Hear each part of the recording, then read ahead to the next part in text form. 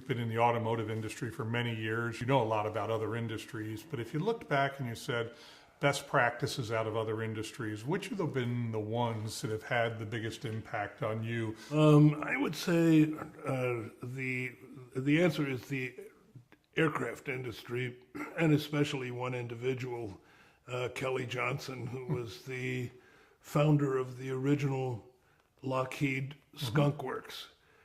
And I was so fascinated by things that he had accomplished, not only the SR-71 Blackbird, which is the impossible airplane still, but he went, when it became obvious at the tail end of World War II that the Germans had operational jet fighters flying, and we were years away from, and the Messerschmitt 262, the 550 miles an hour, and fighting against our poor Mustangs and Thunderbolts that were lucky to hit 400.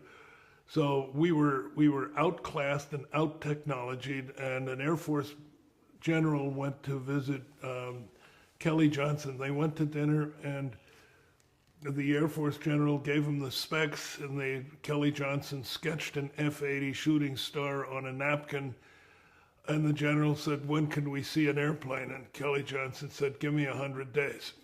And he then went back and he combed, this was where less is more.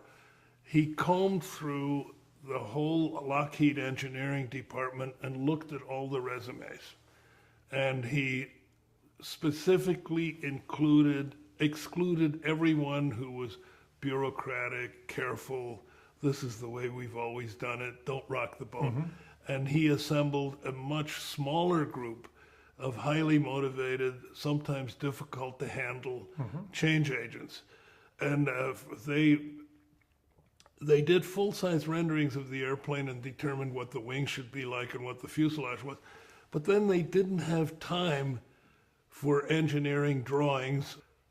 They didn't have time to devise the whole hydraulic system and electrical system and everything. So they built the whole airplane out of 3/4 plywood with no skin. They did all the bulkheads and the stringers.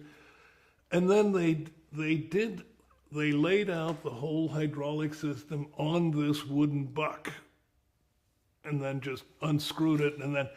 And they said, "But Mr. Johnson, we won't have drawings." I said, "We can do the drawings later. We've got to have an airplane. We'll do the drawings off the part." Right. But let the airplane determine the part rather than the other way around.